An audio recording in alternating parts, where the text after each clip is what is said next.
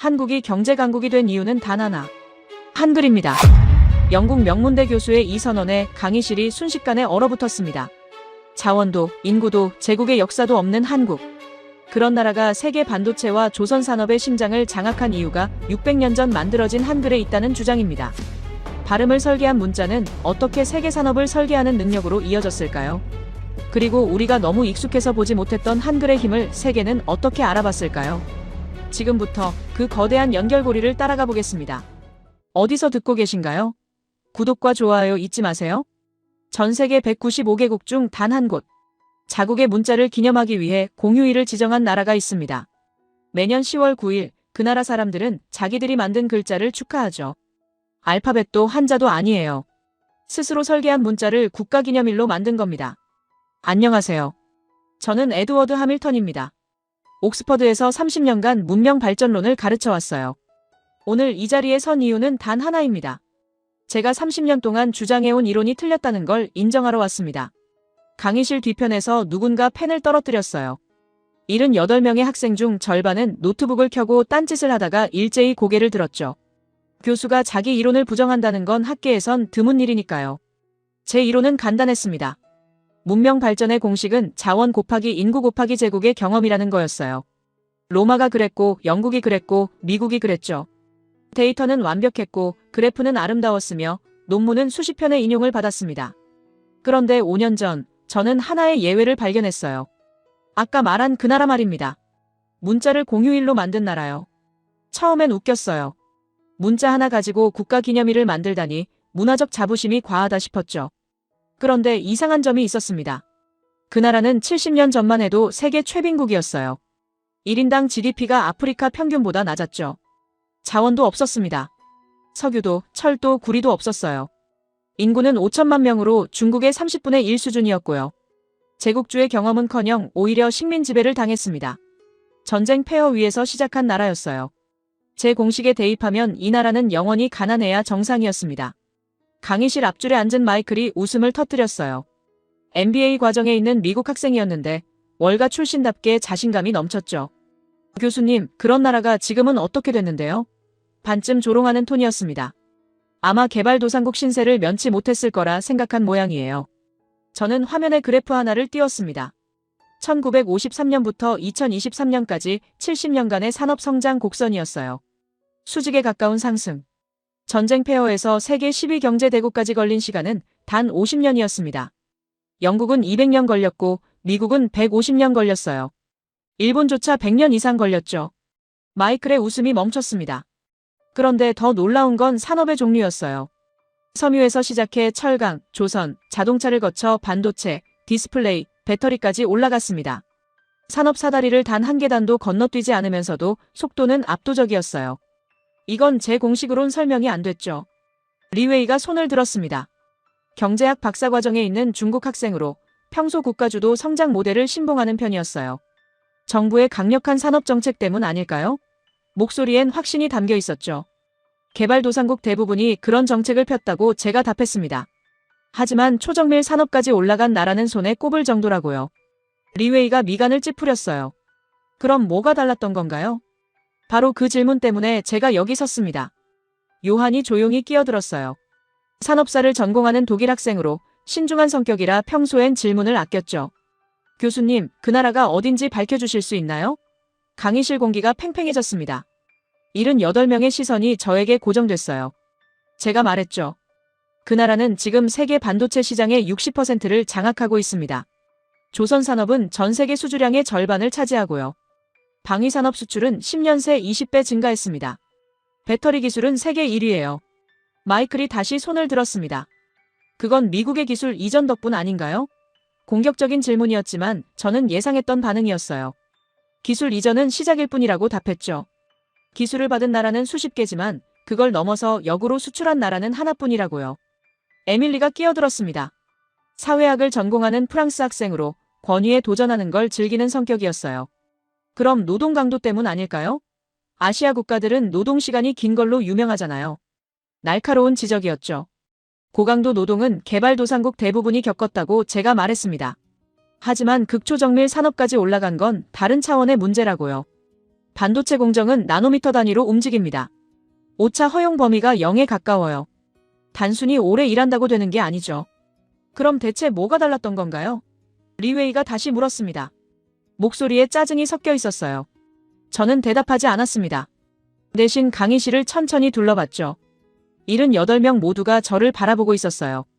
노트북을 닫고 펜을 들고 제 입에서 나올 답을 기다리면서요. 요한이 조용히 손을 들었습니다. 교수님, 그 나라가 어딘지 먼저 밝혀주실 수 있나요?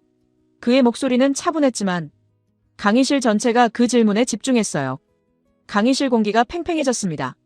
마이클은 팔짱을 낀 채 저를 노려봤고 리웨이는 펜을 든 채 멈춰 있었죠. 에밀리는 미간을 찌푸렸고 나머지 학생들도 숨을 죽이고 있었습니다. 저는 잠시 침묵했어요. 30년간 제가 믿어온 공식을 무너뜨린 그 나라의 이름을 말하는 건 제 학문 인생에서 가장 중요한 순간이 될 테니까요. 대한민국입니다. 그 한마디에 강의실 공기가 얼어붙었어요. 몇몇 학생들은 고개를 갸웃했고 몇몇은 노트에 뭔가를 적기 시작했죠. 마이클은 팔짱을 낀 채 비웃듯 웃었습니다. 한국이요? 삼성 만드는 나라 말인가요? 그의 목소리엔 여전히 조롱기가 섞여 있었어요. 맞습니다. 삼성을 만든 나라예요. 하지만 삼성만 있는 게 아니죠. SK 하이닉스, 현대, LG, 한화, 포스코. 세계 반도체 1위, 조선 1위, 배터리 1위, 디스플레이 1위를 모두 가진 나라입니다. 그리고 이 모든 산업의 공통점은 하나예요. 극도의 정밀함을 요구한다는 겁니다. 에밀리가 손을 들었어요. 교수님, 정밀 산업은 일본도 독일도 잘하잖아요. 한국만 특별한 건 아니지 않나요? 날카로운 지적이었습니다. 저는 고개를 끄덕였죠. 맞아요. 하지만 일본과 독일은 100년 이상 축적해온 기술력이 있었습니다. 한국은 단 50년 만에 그들을 따라잡았어요. 요한이 끼어들었습니다. 그럼 압축 성장의 비밀이 뭔가요? 목소리는 차분했지만 눈빛은 날카로웠어요. 저는 화면을 하나 더 띄웠습니다. 1443년 10월 9일이라는 날짜가 크게 떠올랐죠. 이날 한국의 네 번째 왕 세종은 훈민정음을 반포했습니다.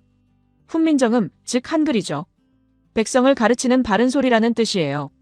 하지만 중요한 건 이름이 아닙니다. 중요한 건 이 문자가 어떻게 만들어졌느냐예요. 리웨이가 손을 들었어요. 문자요? 그게 산업과 무슨 상관인가요?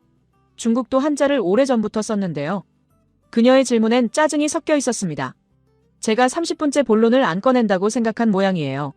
한자는 진화한 문자라고 제가 답했습니다. 갑골문에서 시작해 수천 년에 걸쳐 변형됐죠. 알파벳도 마찬가지예요. 페니키아 문자가 그리스로, 그리스 문자가 로마로 전해지면서 조금씩 바뀌어온 겁니다. 진화는 시행착오의 산물이에요. 자연스럽게 형성되는 거죠. 그런데 한글은 달랐습니다. 저는 화면에 훈민정음 해례본 이미지를 띄웠어요. 600년 전 문서였지만 놀라울 정도로 체계적이었죠. 자음 17자, 모음 11자. 총 28개 기호로 모든 소리를 표현할 수 있게 설계됐습니다. 그리고 그 설계 원리는 과학적이었어요. 세종은 사람의 발성기관을 분석했습니다. 혀의 위치, 입술의 모양, 목구멍의 움직임을 관찰하고 그걸 기호로 옮긴 거예요. 마이클이 비웃었습니다. 그게 설계라고요? 상형문자랑 뭐가 다른가요? 저는 그를 똑바로 바라봤죠. 상형문자는 대상을 그린 겁니다. 하지만 한글은 소리를 분해한 거예요. 추상화의 단계가 다릅니다. 모음도 마찬가지였어요. 철학과 음성학이 결합된 시스템이었어요. 그리고 이 시스템은 규칙으로 작동했습니다. 자음과 모음을 조합하면 글자가 됩니다. 기역과 아를 합치면 가, 니은과 아를 합치면 나가 되는 식이죠. 조합 가능한 글자 수는 1만 1천여 개. 하지만 원리는 단 하나예요. 초성, 중성, 종성의 조합. 이건 단순한 문자가 아니라 언어 운영체제였습니다. 에밀리가 다시 손을 들었어요. 그래서요? 운영체제면 뭐가 특별한가요? 라틴 문자도 체계적이잖아요. 저는 고개를 저었습니다. 라틴 문자는 26개 알파벳이 독립적이에요. 하지만 한글은 모듈 방식입니다. 소수의 부품으로 무한한 조합을 만드는 거죠. 요한이 끼어들었어요. 그건 효율성 문제 아닌가요? 설계와는 다른 차원 같은데요. 저는 바로 그거라고 답했습니다. 효율성을 위해 설계한 겁니다.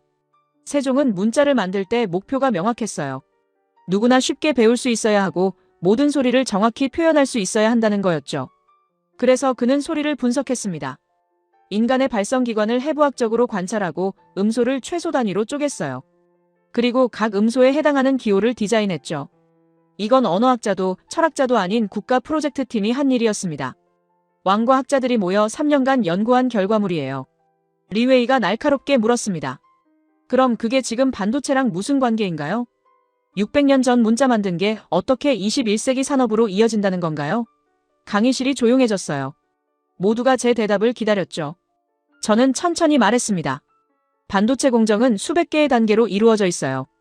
각 단계는 나노미터 단위로 제어돼야 하고 오차 범위는 거의 0에 가깝죠. 이건 시스템 설계 능력 없이는 불가능합니다. 그리고 한국 사람들은 600년 전부터 시스템을 설계하는 법을 배워왔어요. 마이클이 비웃었습니다. 중세 문자 설계가 현대 반도체와 연결된다는 건 과장 아닙니까? 상관관계를 인과관계로 착각하시는 거 아닌가요? 그의 공격은 예상했던 거였어요. 과장이 아닙니다. 저는 단호하게 말했죠. 시스템을 스스로 설계해본 경험은 집단적 자신감을 만들어요. 우리도 할 수 있다는 믿음이 형성되는 겁니다. 그리고 그 경험은 사라지지 않아요. 세대를 거쳐 전승됩니다. 한글은 단순한 문자가 아니었어요. 문제를 분석하고 최소 단위로 쪼개고 규칙을 만들고 시스템으로 통합하는 방법론이었죠. 그리고 그 방법론은 한국인의 DNA에 새겨졌습니다. 반도체 설계도, 조선 공정도, 배터리 시스템도 같은 원리예요. 복잡한 걸 쪼개서 규칙을 만들어서 다시 조립하는 겁니다. 요한이 조용히 물었어요. 그럼 다른 나라는 왜 못하나요? 일본도 독일도 체계적이잖아요. 저는 고개를 저었습니다. 일본과 독일은 기존 시스템을 개선하는 데 강해요. 하지만 한국은 시스템 자체를 새로 설계하는 데 강합니다. 제로에서 시작하는 능력이 다른 거죠. 에밀리가 팔짱을 끼고 물었어요. 그래도 증거가 약한 것 같은데요. 문자 하나로 산업 전체를 설명하긴 무리 아닌가요? 저는 웃었습니다. 문자는 시작일 뿐이라고 답했죠. 지금부터 보여드릴 게 더 많습니다. 강의실 분위기가 바뀌었어요. 처음에 조롱은 사라지고 긴장감이 감돌기 시작했죠. 마이클은 여전히 의심스러운 표정이었지만 더 이상 비웃지 않았습니다. 리웨이는 노트에 뭔가를 빠르게 적고 있었고 요한은 팔짱을 낀 채 생각에 잠겨 있었어요. 저는 다음 화면을 넘겼습니다. 한글의 두 번째 특징, 학습 비용에 대한 이야기를 시작할 차례였죠. 한글을 배우는 데 걸리는 시간은 평균 3시간입니다. 화면에 통계 자료를 띄웠어요. 외국인 학습자 500명을 대상으로 한 실험 데이터였죠. 기본 자모를 익히고 간단한 단어를 읽는 수준까지 도달하는데 평균 2시간 47분이 걸렸습니다. 영어 알파벳은 평균 20시간, 일본 히라가나는 15시간, 중국 한자는 기초 500자만 익히는데 6개월이 필요했어요. 마이클이 손을 들었습니다. 그건 단순 암기 시간 아닌가요? 실제 사용은 다른 문제잖아요. 예상했던 반박이었어요. 저는 고개를 저었죠. 단순 암기가 아니라 원리 이해입니다. 한글은 자모 24개만 익히면 모든 글자를 읽을 수 있어요. 조합 규칙이 100% 일관되거든요. 에밀리가 끼어들었어요. 그래도 언어 자체의 난이도는 다르잖아요. 문법이나 어휘는 별개 문제 아닌가요? 맞는 지적이었습니다. 저는 인정했죠. 한국어 문법은 복잡해요. 하지만 지금 논점은 문자 시스템입니다. 글을 읽고 쓸 수 있느냐의 문제라고요. 리웨이가 날카롭게 물었어요. 그래서 뭐가 달라지는데요? 문자 배우기 쉬우면 경제 성장하나요? 강의실이 조용해졌습니다. 핵심을 찌르는 질문이었거든요. 저는 화면을 바꿨습니다. 1945년과 1970년 한국의 문해율 그래프가 나타났어요. 1945년 해방 당시 문해율은 22%였습니다. 성인 10명 중 8명이 글을 읽지 못했죠. 하지만 1970년에는 87%로 급등했어요. 단 25년 만에 65%포인트가 상승한 겁니다. 요한이 손을 들었어요. 그건 교육정책 때문 아닌가요? 개발도상국들도 문맹 퇴치 운동을 벌였는데요. 물론이라고 제가 답했습니다. 교육 의지는 중요해요. 하지만 의지만으론 안 됩니다. 학습 비용이 낮아야 가능한 일이죠. 화면에 비교 데이터를 띄웠어요. 같은 시기 개발도상국들의 문해율 상승 속도였습니다. 인도는 1947년 12%에서 1971년 34%로 올랐어요. 22%포인트 상승이죠. 인도네시아는 1945년 10%에서 1971년 54%, 44%포인트 상승. 브라질은 1940년 43%에서 1970년 67%, 24%포인트 상승이었습니다. 한국의 65%포인트 상승은 압도적이었어요. 마이클이 반박했습니다. 그건 정부 투자 차이 아닐까요? 한국이 교육에 더 많이 쓴 거 아닌가요? 저는 자료를 하나 더 꺼냈죠. 1인당 교육 예산 비교였습니다. 한국은 오히려 평균 이하였어요. 전쟁 직후라 예산 자체가 부족했거든요. 그럼 뭐가 달랐던 건가요? 에밀리가 물었습니다. 저는 단호하게 답했어요. 문자 시스템의 학습 비용입니다. 한글은 규칙 기반이라 학습 곡선이 급격해요. 처음 3시간만 투자하면 평생 쓸 수 있는 도구를 얻는 겁니다. 리웨이가 공격적으로 물었어요. 북유럽도 문해율 높잖아요. 스웨덴, 핀란드, 노르웨이 다 90% 넘는데요. 그들도 한글 쓰나요? 강의실에서 웃음이 터졌습니다. 저는 웃지 않았어요. 북유럽은 진화된 문자를 가졌다고 말했습니다. 라틴 알파벳은 수백 년에 걸쳐 최적화됐죠. 하지만 한국은 설계된 문자를 가졌어요. 차이가 뭐냐고요? 진화는 우연의 산물이지만 설계는 의도의 산물입니다. 요한이 끼어들었어요. 의도가 왜 중요한가요? 결과만 좋으면 되는 거 아닌가요? 좋은 질문이라고 제가 답했죠. 결과는 비슷해 보여도 과정이 다릅니다. 북유럽 사람들은 문자를 물려받았어요. 하지만 한국 사람들은 문자를 만들었습니다. 만드는 경험과 받는 경험은 완전히 다른 거예요. 에밀리가 회의적으로 물었습니다. 그 경험이 산업으로 어떻게 이어지는데요? 너무 비약 아닌가요? 저는 화면을 다시 바꿨어요. 1970년대 한국 반도체 산업 초기 데이터였습니다. 1974년 삼성이 반도체 사업에 진출했을 때 기술자 대부분은 고졸 학력이었어요. 대학 나온 엔지니어는 손에 꼽을 정도였죠. 하지만 그들은 매뉴얼을 읽을 수 있었습니다. 영어 기술 문서를 한글로 번역하면 3일 안에 숙지했어요. 문해력이 높았거든요. 마이클이 비웃었습니다. 매뉴얼 읽는 게 기술력인가요? 일본 기업들은 이미 수십 년 앞서 있었는데요. 맞는 말이라고 제가 인정했죠. 초기엔 격차가 컸어요. 하지만 학습 속도가 달랐습니다. 일본은 기술을 축적하는데 30년 걸렸어요. 한국은 15년 만에 따라잡았습니다. 왜 그랬을까요? 지식 전파 속도가 빨랐거든요. 매뉴얼이 빠르게 번역됐고 현장 기술자들이 즉시 이해했으며 개선 아이디어가 빠르게 공유됐습니다. 리웨이가 손을 들었어요. 그건 조직 문화 문제 아닌가요? 수직적 사회일수록 정보가 빨리 퍼진다는 연구도 있는데요. 저는 고개를 저었습니다. 수직적 사회는 오히려 정보를 막아요. 위에서 아래로만 흐르니까요. 한국이 빨랐던 건 문해율이 높아서예요. 현장 기술자까지 문서를 읽고 쓸 수 있었거든요. 문해율은 숫자가 아닙니다. 지식의 이동 속도예요. 강의실이 조용해졌어요. 저는 그래프를 하나 더 띄웠습니다. 1980년대 한국 기업들의 특허 출원 곡선이었죠. 1980년 127건에서 1990년 3000여 건으로 급증했습니다. 10년 만에 23배 증가한 거예요. 요한이 물었습니다. 그게 문해율과 무슨 상관인가요? 특허는 기술력 문제잖아요. 저는 반문했죠. 특허를 내려면 뭐가 필요한가요? 기술 문서를 읽고 선행 기술을 조사하고 자기 아이디어를 글로 정리해야 합니다. 문해력 없이는 불가능해요. 에밀리가 공격적으로 물었어요. 그럼 미국은요? 영국은요? 그들도 문해율 높은데 왜 한국만큼 빠르게 성장 안 했나요? 저는 단호하게 답했습니다. 미국과 영국은 이미 성장한 상태였어요. 한국은 제로에서 시작했죠. 출발선이 다른 겁니다. 마이클이 끼어들었어요. 그럼 결국 압축 성장 얘기잖아요. 문자는 부차적인 거 아닌가요? 저는 고개를 저었습니다. 압축 성장이 가능했던 이유가 문자예요. 지식을 빠르게 흡수할 수 있었으니까요. 화면에 마지막 데이터를 띄웠습니다. 1960년부터 2000년까지 기술 도입과 특허 출원의 시차 분석이었어요. 한국은 평균 7년이었습니다. 기술을 도입하고 7년 뒤엔 자체 특허를 내기 시작한 거죠. 인도는 15년, 브라질은 18년이 걸렸어요. 리웨이가 마지막으로 반박했습니다. 그건 산업 구조 차이 아닌가요? 한국은 재벌 중심이라 집중 투자가 가능했던 거잖아요. 맞다고 제가 인정했어요. 재벌 시스템도 한몫했죠. 하지만 재벌이 투자할 수 있었던 건 인력이 준비돼 있었기 때문입니다. 고졸 기술자들이 매뉴얼을 읽을 수 있었고 대졸 엔지니어들이 논문을 쓸 수 있었거든요. 문자 시스템은 인프라예요. 도로나 항만처럼 눈에 보이진 않지만 모든 걸 바치는 기반이죠. 요한이 조용히 물었습니다. 교수님, 그럼 한글만 있으면 다른 나라도 빠르게 성장할 수 있나요? 저는 웃었어요. 아니라고 답했죠. 문자는 필요 조건이지 충분 조건이 아닙니다. 하지만 필요 조건 없이 충분 조건은 작동 안 해요.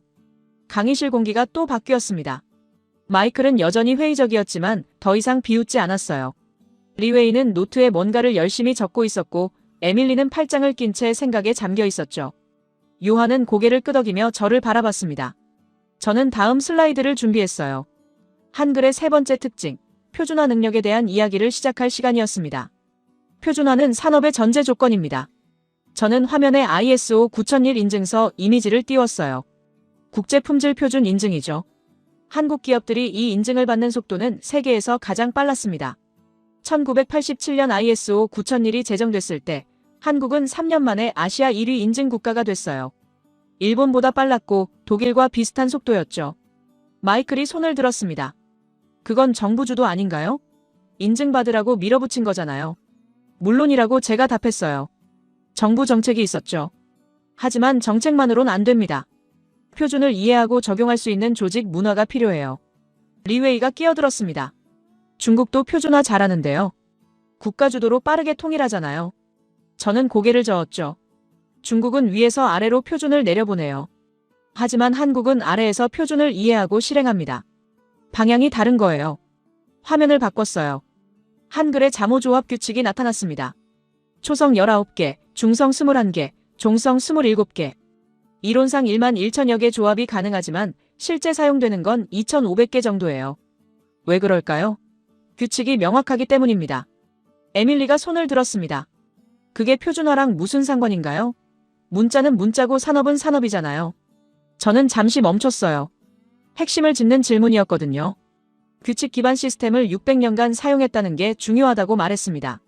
한글을 쓰는 모든 한국인은 어릴 때부터 규칙을 배워요.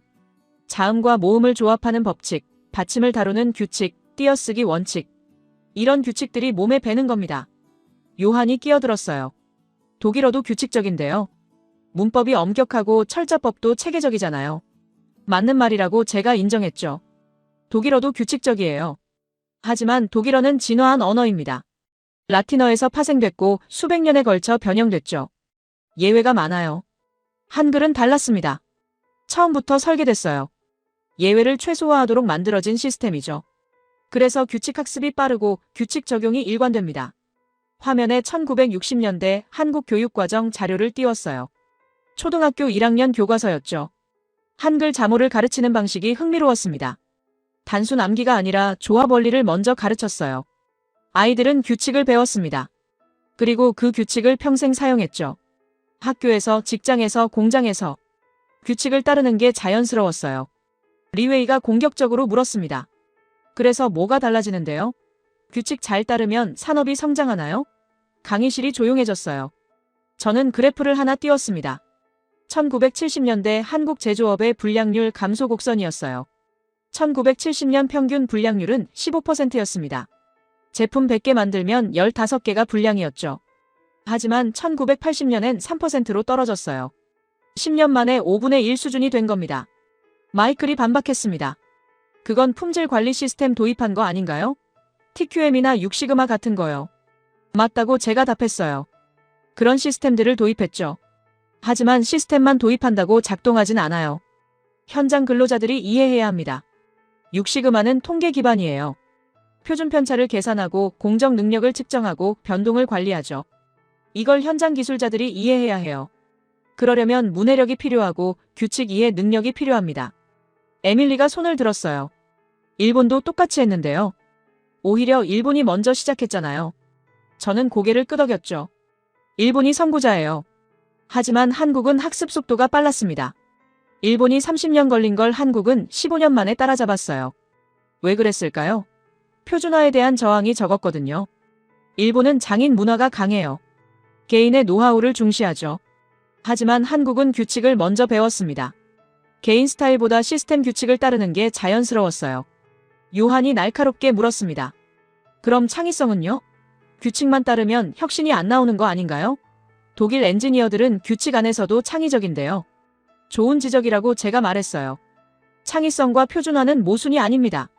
오히려 표준이 있어야 혁신이 가능해요. 왜냐하면 뭘 깨뜨려야 할지 알 수 있거든요. 표준이 없으면 혁신도 없어요. 그냥 혼돈일 뿐이죠. 화면에 한국 기업들의 공정 표준화 사례를 띄웠습니다. 현대자동차 울산 공장이었어요. 1970년대 초기엔 공정마다 작업 방식이 달랐습니다. 같은 부품을 조립해도 라인마다 순서가 다르고 시간도 달랐죠. 하지만 1980년대엔 완전히 바뀌었어요. 모든 공정이 표준화됐습니다. 작업 순서, 소요 시간, 품질 체크 포인트까지 전부 매뉴얼로 만들어졌죠. 그리고 그 매뉴얼을 모든 근로자가 읽고 따랐습니다. 리웨이가 끼어들었어요. 그건 테일러리즘 아닌가요? 미국이 100년 전에 했던 거잖아요. 맞다고 제가 인정했죠. 테일러의 과학적 관리법이에요. 하지만 미국은 100년 걸렸고 한국은 10년 만에 했습니다. 마이클이 비웃었어요. 빠르다고 좋은 건 아니잖아요. 부작용도 있었을 텐데요. 물론이라고 제가 답했습니다. 과로, 스트레스, 인간 소외. 다 있었죠. 하지만 지금 논점은 그게 아니에요. 어떻게 그렇게 빠르게 표준화할 수 있었느냐는 겁니다. 에밀리가 팔짱을 끼고 물었습니다. 결국 권위주의 정부가 밀어붙인 거 아닌가요? 규칙 따르라고 강요한 거잖아요. 저는 고개를 저었어요. 강요만으론 안 됩니다. 이해가 있어야 해요. 한국 근로자들은 매뉴얼을 읽을 수 있었습니다. 고졸 학력으로도 공정표준서를 이해했어요. 그리고 규칙을 따르는 게 낯설지 않았죠. 어릴 때부터 한글 조합 규칙을 배웠으니까요.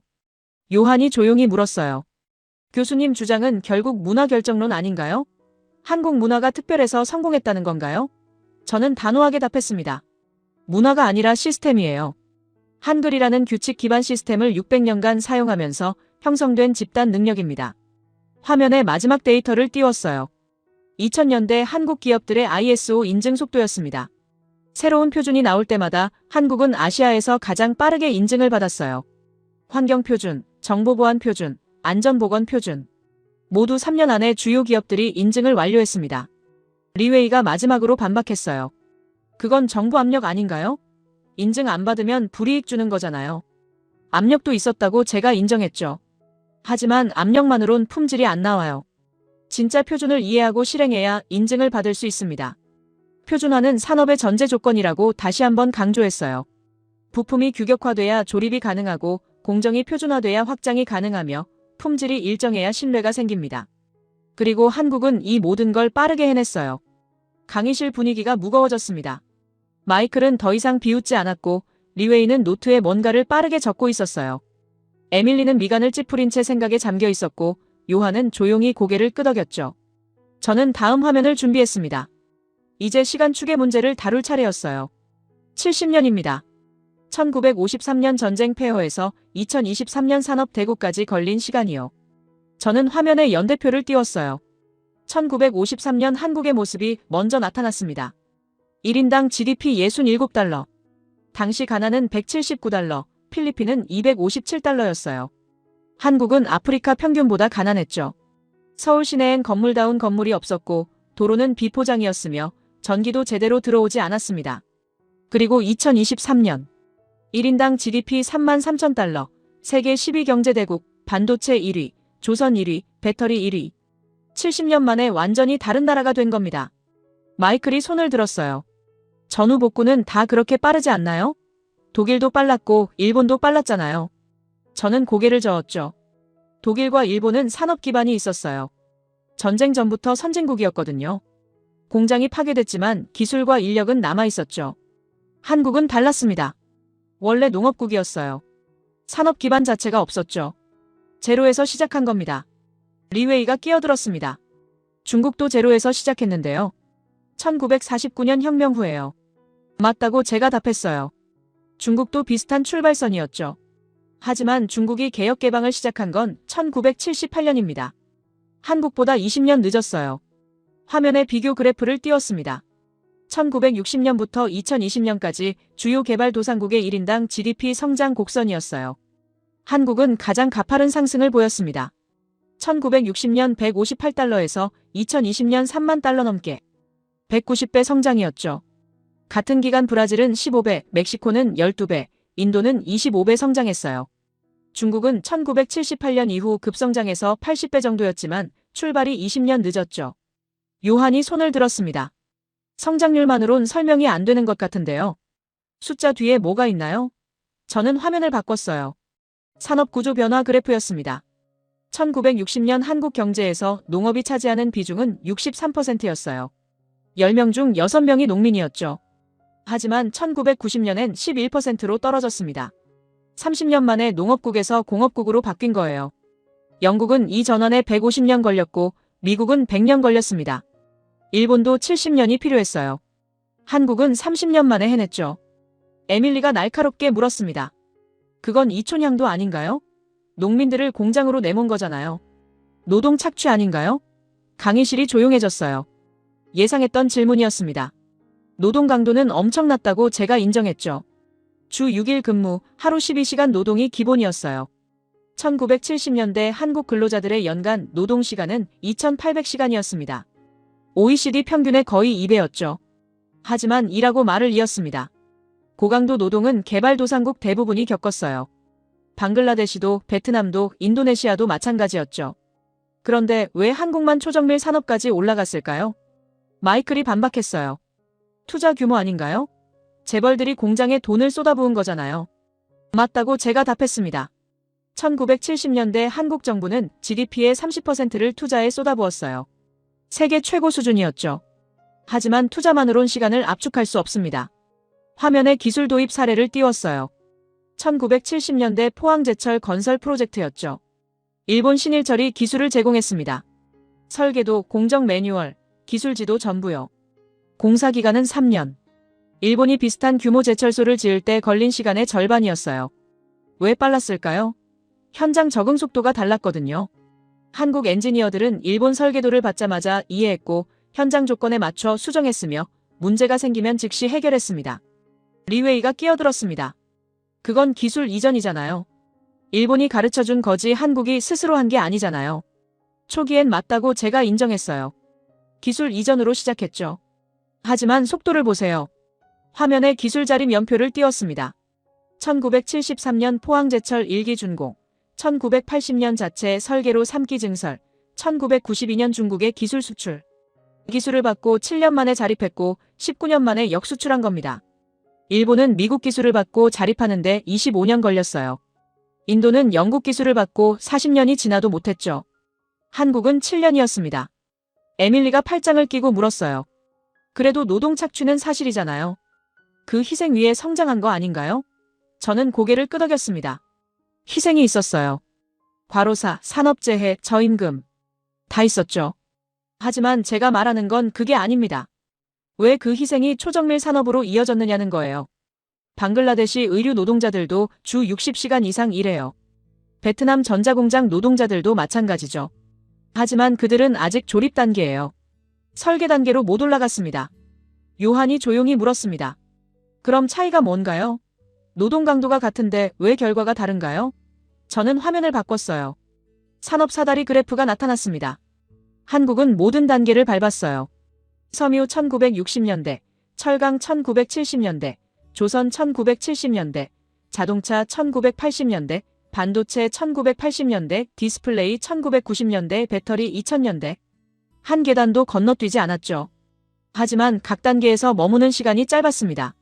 섬유에서 철강까지 10년, 철강에서 조선까지 5년, 조선에서 반도체까지 10년. 영국은 각 단계마다 30년씩 걸렸어요. 리웨이가 반박했습니다. 그건 후발주자 이점 아닌가요? 선진국이 이미 길을 닦아놨으니 빨리 따라간 거잖아요. 부분적으로 맞다고 제가 인정했어요. 후발 이점이 있었죠. 하지만 길이 있다고 빨리 가는 건 아닙니다. 필리핀도 길을 봤고 태국도 봤고 인도네시아도 봤어요. 그들도 같은 시기에 산업화를 시작했죠. 하지만 한국만큼 빠르게 올라가진 못했습니다. 마이클이 손을 들었어요.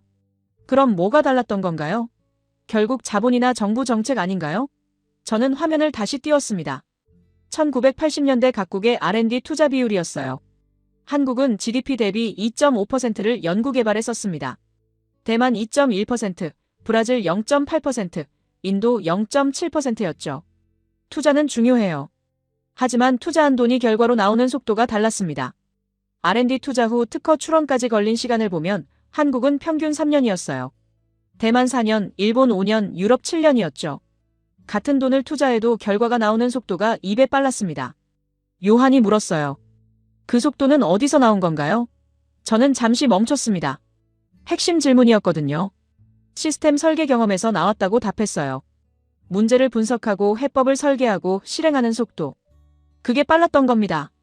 그리고 그 능력은 600년 전 한글 설계에서 시작됐다고요. 강의실이 무거워졌어요. 마이클은 더 이상 비웃지 않았고 리웨이는 노트에 뭔가를 빠르게 적고 있었습니다. 에밀리는 미간을 찌푸렸지만 반박하지 않았고 요한은 조용히 고개를 끄덕였죠. 저는 마지막 슬라이드를 띄웠어요. 70년 압축 성장의 결과물들이 나타났습니다. 반도체, 조선, 배터리, 디스플레이. 이제 이 산업들이 왜 한국에서 성공했는지 구체적으로 증명할 차례였어요. 저는 화면에 반도체 칩 단면 사진을 띄웠어요. 현미경으로 수천 배 확대한 이미지였습니다. 머리카락 굵기가 8만 나노미터인데 최신 반도체 회로 선폭은 3나노미터예요. 머리카락의 2만 6천분의 1 두께죠. 이 미세한 회로를 만들려면 300개가 넘는 공정을 거쳐야 합니다. 증착, 포토, 식각, 이온 주입, 세정. 각 공정마다 온도는 섭씨 0.1도, 압력은 0.01mbar, 시간은 0.01초 단위로 제어돼요. 오차 허용 범위는 사실상 제로입니다. 마이클이 손을 들었어요. 그건 장비가 하는 거 아닌가요? ASML 노광 장비 같은 거요. 네덜란드 기업이잖아요. 맞다고 제가 답했죠. 핵심 장비는 네덜란드, 미국, 일본에서 만들어요. 하지만 장비만으론 반도체를 못 만듭니다. 장비를 어떻게 조합하느냐가 중요해요. 300개 공정의 순서, 각 공정의 조건, 불량이 생겼을 때 원인 분석. 이게 공정 설계입니다. 그리고 이건 장비 회사가 안 가르쳐줘요. 화면을 바꿨습니다. 1983년 삼성 반도체 사업 진출 당시 자료였어요. 미국 마이크론에서 64K D램 기술을 도입했죠. 기술 이전 계약서에는 설계도, 공정 순서, 장비 리스트가 포함되어 있었습니다. 하지만 정작 중요한 건 빠져 있었어요. 공정 조건의 세부값, 불량 발생 시 대처법, 수율 개선 노하우. 이런 건 계약서에 안 나와요. 직접 부딪혀서 찾아내야 하는 겁니다. 리웨이가 끼어들었습니다. 그럼 결국 시행착오로 배운 거잖아요. 다른 나라도 할 수 있는 거 아닌가요? 저는 고개를 저었죠. 시행착오의 속도가 다릅니다. 화면에 수율 곡선을 띄웠어요. 수율이란 정상 제품 비율이에요. 100개 만들어서 80개가 정상이면 수율 80%죠. 1983년 삼성이 첫 D램을 생산했을 때 수율은 15%였습니다. 100개 중 85개가 불량이었어요. 하지만 1년 뒤엔 60%로 올랐어요. 2년 뒤엔 85%. 일본 기업들이 10년 걸린 수율 개선을 3년 만에 해낸 겁니다. 에밀리가 손을 들었습니다. 일본이 가르쳐준 거 아닌가요? 기술 지도 받았잖아요. 초기엔 맞다고 제가 답했어요. 일본 엔지니어들이 왔죠. 하지만 그들은 기본만 가르쳐줬습니다. 나머지는 한국 엔지니어들이 스스로 찾아냈어요. 요한이 끼어들었어요. 어떻게요? 구체적으로 뭘 했는데요? 저는 화면에 당시 개선 보고서를 띄웠습니다. 1984년 6월 작성된 문서였어요. 3도, 0.02초, 0.2%. 이런 미세한 조정을 수백 번 반복한 겁니다. 각 조정마다 결과를 측정하고 원인을 분석하고 다음 조정을 설계했어요. 마이클이 비웃었습니다. 그건 그냥 실험 아닌가요? 과학자들이 다 하는 거잖아요. 저는 단호하게 답했죠. 실험이 아니라 설계예요. 무작위 실험이 아니라 가설 기반 조정입니다. 온도를 3도 올린 건 이유가 있어요. 증착 속도와 막질 균일도 사이의 상관관계를 분석했거든요. 노광 시간을 0.02초 줄인 것도 마찬가지예요. 감광제 반응 속도를 계산한 결과였죠. 이건 시행착오가 아니라 시스템 분석입니다. 변수를 쪼개고 인과관계를 파악하고 최저값을 찾는 과정이에요. 리웨이가 날카롭게 물었어요. 그런 능력은 어디서 나온 건가요? 대학에서 배운 거 아닌가요? 물론이라고 제가 인정했습니다. 공학교육이 중요하죠. 하지만 한국 대학이 MIT나 도쿄대보다 뛰어난 건 아니었어요. 차이는 문제 접근 방식이었습니다. 복잡한 시스템을 작은 단위로 쪼개고 각 단위를 규칙으로 정리하고 다시 조합하는 방식. 이게 몸에 배어 있었어요. 에밀리가 팔짱을 끼고 물었습니다. 그게 한글과 무슨 상관인가요? 반도체는 과학기술이잖아요. 저는 화면을 다시 띄웠어요. 한글 자모 조합표였습니다. 자음과 모음이라는 최소 단위를 조합해서 글자를 만드는 시스템이에요. 반도체 공정도 마찬가지입니다. 증착, 포토, 식각이라는 최소 단위를 조합해서 칩을 만들죠. 요한이 조용히 물었어요. 그건 유추 아닌가요? 논리적 비약 같은데요. 저는 고개를 저었습니다. 유추가 아니라 경험이에요. 모듈 방식으로 사고하는 훈련이 600년간 축적된 겁니다. 화면에 1990년대 삼성의 독자 설계 사례를 띄웠어요. 256M D램이었습니다. 이전까지는 일본 설계를 따라했는데 이때부터 독자 구조를 만들기 시작했어요. 일본은 적층 구조를 썼습니다. 셀을 위로 쌓는 방식이죠. 삼성은 트렌치 구조를 선택했어요. 아래로 파는 방식. 왜 그랬을까요? 공정 단계를 30% 줄일 수 있었거든요. 적층은 증착을 12번 반복해야 했어요. 트렌치는 시각 8번으로 끝났죠. 같은 성능을 내는데 공정이 짧으니 수율이 높아지고 원가가 내려갔습니다. 마이클이 손을 들었습니다. 그런 아이디어는 어디서 나온 건가요? 저는 설계 보고서를 확대했어요. 1989년 작성된 문서였습니다. 문제를 정의하고 원인을 쪼개고 해법을 설계한 겁니다. 이게 바로 시스템 설계 능력이에요. 리웨이가 반박했습니다. 그 정도는 일본도 할 수 있잖아요. 독일도요. 왜 한국만 특별한가요? 저는 화면을 바꿨죠. 설계 속도 비교 그래프였습니다. 일본 기업들은 새로운 구조를 설계하는데 평균 18개월 걸렸어요. 삼성은 12개월. 1.5배 빨랐습니다. 그리고 2000년대 들어선 격차가 더 벌어졌어요. 일본 24개월, 삼성 9개월. 거의 3배 차이였죠. 왜 빨랐을까요? 의사결정 구조 때문이라고들 해요. 한국 기업이 수직적이라 빠르다고요. 부분적으로 맞습니다. 하지만 그것만은 아니에요. 설계 자체가 빨랐어요. 엔지니어들이 문제를 빠르게 쪼개고 해법을 빠르게 조합했습니다. 이건 조직 문화가 아니라 사고방식이에요. 에밀리가 손을 들었습니다. 증거가 약한 것 같은데요. 상관관계를 인과관계로 착각하는 거 아닌가요? 저는 예상했던 질문이라고 답했어요. 화면에 마지막 데이터를 띄웠습니다. 2010년대 파운드리 시장 점유율이었어요. 파운드리는 남의 설계를 받아서 칩을 만들어주는 사업이죠. 대만 TSMC가 1위예요. 54%. 삼성이 2위, 17%. 그런데 흥미로운 건 성장 속도였습니다. TSMC는 30년 걸려서 54%를 만들었어요. 삼성은 10년 만에 17%까지 왔죠. 요한이 물었습니다. 대만도 잘하는데요? 그들도 한자 쓰잖아요. 저는 고개를 끄덕였어요. 대만도 뛰어나죠. 하지만 대만은 1987년부터 시작했어요. 한국보다 4년 빨랐습니다. 그런데 지금은 격차가 줄어들고 있어요. 왜 그럴까요? 한국이 설계 능력으로 빠르게 추격하고 있거든요. 기술은 이전할 수 있습니다. 마지막으로 강조했어요. 장비를 사면 되고 매뉴얼을 받으면 되고 엔지니어를 교육시키면 돼요. 하지만 공정 설계 능력은 이전되지 않습니다. 공정 설계는 문제를 쪼개고 변수를 분석하고 최적 조합을 찾는 능력이에요. 이건 하루아침에 생기지 않습니다. 오랜 시간 훈련돼야 하죠. 그리고 한국은 600년 동안 훈련했습니다. 소리를 쪼개서 기호로 만들고 기호를 조합해서 글자를 만드는 훈련을요. 강의실이 조용해졌어요. 마이클은 더 이상 비웃지 않았고 리웨이는 뭔가를 깊이 생각하는 표정이었습니다. 에밀리는 여전히 회의적이었지만 반박하지 않았고 요한은 천천히 고개를 끄덕였죠. 저는 다음 슬라이드를 준비했습니다. 반도체만이 아니에요. 조선과 방산도 마찬가지입니다. 300만 개입니다. 대형 컨테이너선 한 척에 들어가는 부품수예요. 저는 화면에 조선소 사진을 띄웠어요. 거제도 대우조선해양, 울산 현대중공업. 축구장 수십 개 크기의 도크에 거대한 배가 건조되고 있었죠. 길이 400m, 무게 20만 톤. 움직이는 도시나 다름없었습니다. 300만 개 부품을 조립하는 데 걸리는 시간은 평균 18개월이에요. 유럽 조선소는 24개월 걸립니다. 한국이 25% 빠르죠. 마이클이 손을 들었어요. 그건 인건비 때문 아닌가요? 한국이 싸니까 빨리 만드는 거잖아요. 저는 고개를 저었습니다. 인건비는 1990년대까지 맞는 설명이었어요. 하지만 지금은 아닙니다. 2000년대 들어 중국 조선소들이 등장했어요. 인건비는 한국의 3분의 1 수준이었죠. 하지만 한국을 못 따라잡았습니다. 왜 그랬을까요? 화면을 바꿨어요. 선박 건조 공정표가 나타났습니다.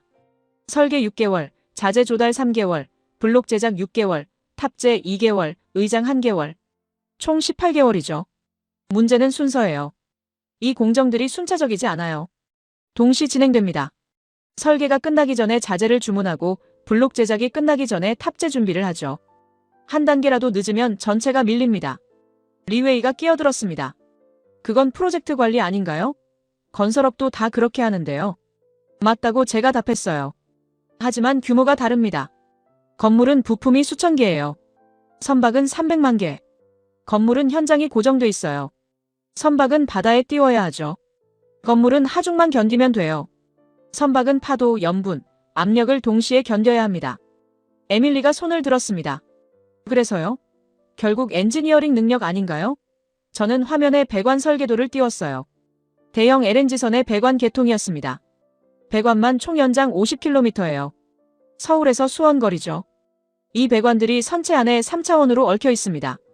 한 배관이 1cm라도 잘못 설치되면 다른 배관과 간섭이 생겨요. 전체를 뜯어 고쳐야 하죠. 그래서 설계가 중요합니다. 50km 배관의 위치를 밀리미터 단위로 계산해야 해요. 간섭 검증을 수만 번 해야 하고요. 요한이 조용히 물었어요. 그건 CAD 소프트웨어가 하는 거 아닌가요? 독일도 그런 프로그램 쓰는데요. 맞다고 제가 인정했습니다. 소프트웨어는 똑같아요. 하지만 쓰는 방식이 다릅니다. 유럽 조선소는 설계를 6개월에 걸쳐 완성해요. 한국은 4개월 만에 끝냅니다. 왜 빠를까요? 설계 수정 횟수가 적거든요. 화면에 설계 변경 이력을 띄웠어요. 유럽 조선소는 평균 1200회 수정합니다. 한국 조선소는 600회. 절반 수준이에요. 마이클이 반박했습니다. 그건 대충 설계한 거 아닌가요? 나중에 문제 생기는 거 아니에요? 저는 고개를 저었죠. 오히려 반대예요. 처음부터 정확하게 설계해서 수정이 적은 겁니다. 한국 설계자들은 간섭을 미리 예측해요. 배관어가 여기 가면 배관 B와 부딪힐 거라는 걸 설계 단계에서 파악하죠. 그래서 처음부터 배관어를 다른 경로로 배치합니다. 이게 시스템 사고예요. 부분이 아니라 전체를 보는 능력이죠. 리웨이가 날카롭게 물었어요. 그런 능력은 어디서 나온 건가요? 경험 아닌가요? 물론이라고 제가 답했습니다. 경험이 중요해요. 하지만 한국 조선업은 1970년대 시작했습니다. 유럽은 수백 년 역사가 있어요. 경험으로만 설명되지 않아요. 50년 경험이 300년 경험을 따라잡은 건 학습 속도가 달랐기 때문입니다. 화면을 바꿨어요. 방위산업 수출 통계였습니다. 2010년 한국 방산 수출은 10억 달러였어요.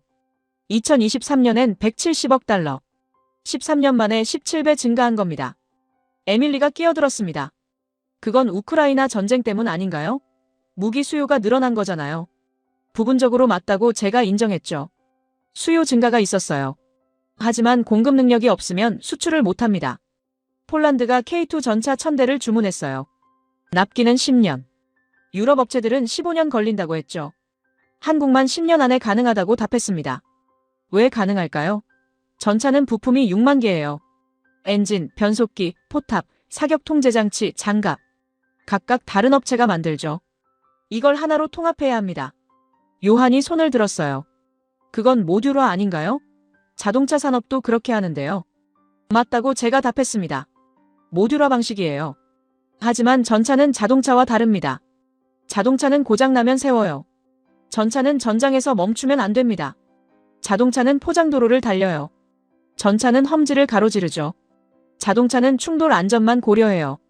전차는 포탄을 막아야 합니다. 신뢰도 요구 수준이 완전히 달라요. 부품 하나가 고장나면 승무원 목숨이 위험합니다. 그래서 통합 설계가 중요해요. 화면에 K2 전차 개발 과정을 띄웠습니다. 1995년 개발 시작, 2014년 양산. 19년 걸렸어요. 독일 레오파르트 2는 개발에 25년 걸렸죠. 한국이 빨랐던 이유는 뭘까요? 시스템 통합 테스트 속도였습니다. 엔진을 바꾸면 변속기도 조정해야 하고 무게 중심도 바뀌어서 현가장치도 수정해야 해요. 이런 연쇄 수정이 수백 번 일어납니다. 유럽은 각 수정마다 6개월씩 걸렸어요. 한국은 3개월 만에 끝냈죠. 왜 빠를까요? 문제를 쪼개서 병렬로 처리했거든요. 마이클이 비웃었습니다. 병렬 처리요? 그건 프로젝트 관리 기법 아닌가요? 맞다고 제가 답했어요. 하지만 기법을 아는 것과 실행하는 건 다릅니다. 병렬 처리하려면 각 모듈 간 인터페이스가 명확해야 해요. 엔진팀과 변속기팀이 따로 일하려면 둘 사이의 연결 규격이 정해져 있어야 하죠. 이게 표준화입니다. 공정 표준은 같은 일을 같은 방식으로 하는 거예요.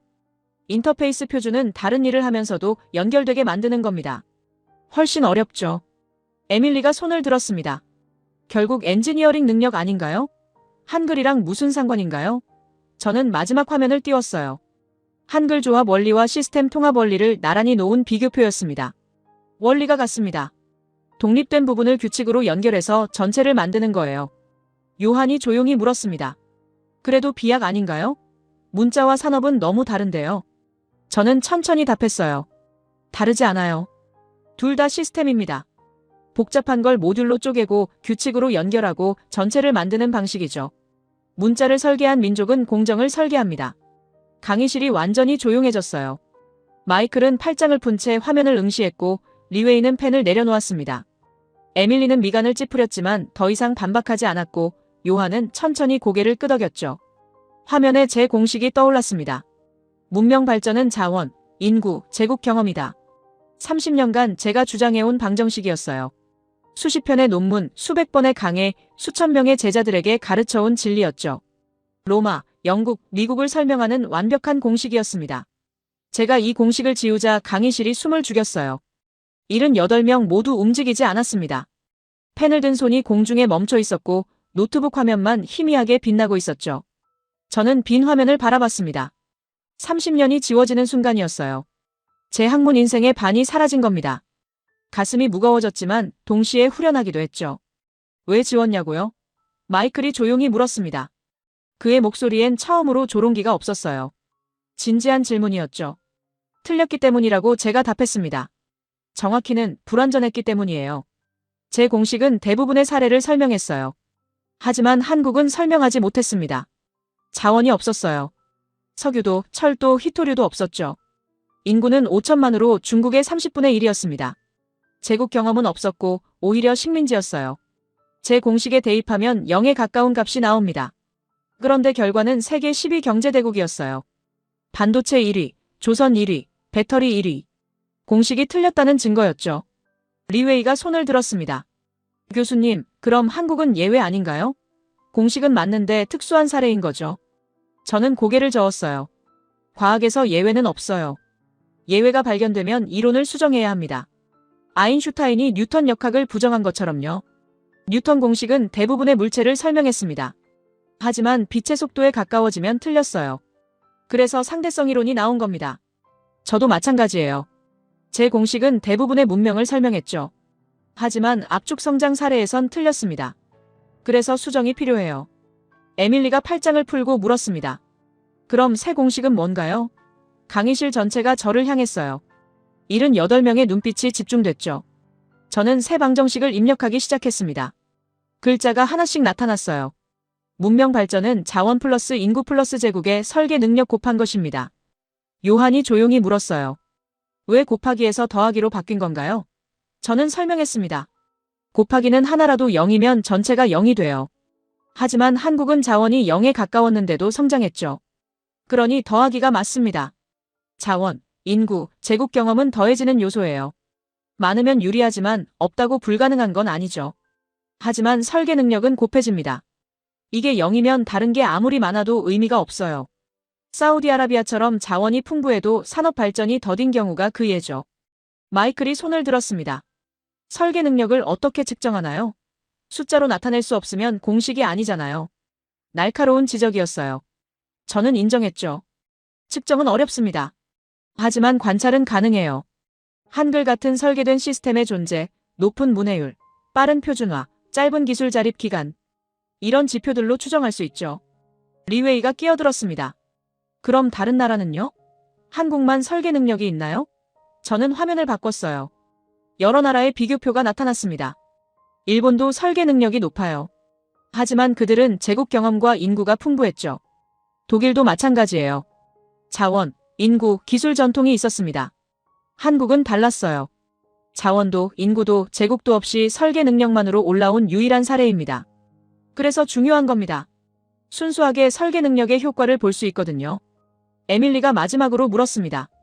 교수님은 결국 뭘 주장하시는 건가요? 한글이 위대하다는 건가요? 저는 고개를 저었어요. 한글이 위대한 게 아니에요. 설계 경험이 중요하다는 겁니다. 목소리를 높였어요. 자원도 인구도 제국주의 경험도 없던 나라가 세계 산업을 지배했습니다. 70년 만에 최빈국에서 선진국으로 올라섰죠. 이건 기적이 아니에요. 그 이유는 단 하나입니다. 강의실이 완전히 조용해졌어요. 창밖에서 새소리만 들렸습니다. 그들은 설계 경험을 집단적으로 축적한 유일한 민족이기 때문입니다. 600년 전 한 왕이 소리를 분석했어요. 자음과 모음으로 쪼갰고 조합 규칙을 만들었으며 시스템을 완성했죠. 그리고 그 경험은 사라지지 않았습니다. 세대를 거쳐 전승됐어요. 아이들은 한글을 배우면서 모듈 사고를 익혔고 학생들은 규칙 기반 시스템을 체화했으며 엔지니어들은 복잡한 문제를 쪼개는 법을 터득했습니다. 반도체 공정을 설계할 때 그들은 한글 자모를 조합하듯 공정을 조합했어요. 선박을 건조할 때 블록을 연결하듯 모듈을 통합했죠. 전차를 개발할 때 글자를 만들듯 시스템을 완성했습니다. 요한이 천천히 손을 들었습니다. 교수님, 그럼 다른 나라도 할 수 있나요? 설계 경험을 쌓으면요? 저는 잠시 생각했어요. 어려운 질문이었거든요. 가능하다고 답했습니다. 하지만 쉽지 않아요. 설계 경험은 하루아침에 생기지 않습니다. 한국은 600년 걸렸어요. 물론 다른 나라가 600년을 기다릴 필요는 없죠. 의도적으로 훈련하면 더 빠를 수 있습니다. 하지만 중요한 건 이거예요. 문명은 주어진 조건으로만 결정되지 않는다는 겁니다. 자원이 없어도, 인구가 적어도, 제국의 역사가 없어도 성장할 수 있어요. 스스로 설계하는 능력을 키우면요. 마이클이 조용히 말했습니다. 교수님은 30년 이론을 버리셨네요. 쉽지 않으셨을 텐데요. 처음으로 그의 목소리에 존중이 담겨 있었어요. 쉽지 않았다고 솔직히 답했죠. 하지만 학자의 의무예요. 데이터가 이론을 부정하면 이론을 바꿔야 합니다. 그게 과학이니까요. 저는 강의실을 천천히 둘러봤습니다. 78명 모두 달라져 있었어요. 마이클은 더 이상 비웃지 않았고 리웨이는 깊이 생각하는 표정이었습니다. 에밀리는 고개를 끄덕이고 있었고 요한은 메모를 정리하고 있었죠. 90분이 끝났습니다. 저는 마지막으로 말했어요. 여러분, 오늘 제가 보여드린 건 하나의 가설입니다. 아직 완전히 증명된 건 아니에요. 앞으로 더 많은 연구가 필요하죠. 하지만 한 가지는 확실합니다. 우리는 문명을 새롭게 정의해야 해요. 조건이 아니라 능력으로, 소유가 아니라 설계로 말입니다. 한국은 그 가능성을 보여준 첫 사례예요. 마지막은 아닐 겁니다. 강의실에서 박수가 터져나왔습니다. 천천히 하나씩, 그리고 점점 커졌죠. 78명 전원이 일어서서 박수를 쳤어요. 저는 고개를 숙였습니다. 30년 만에 처음으로 제 이론이 틀렸다는 걸 인정하는 순간이 이렇게 뿌듯할 줄은 몰랐습니다. 진리는 고정된 게 아니에요. 계속 진화하는 겁니다. 그리고 오늘 저는 그 진화에 한 걸음 더 가까이 갔습니다.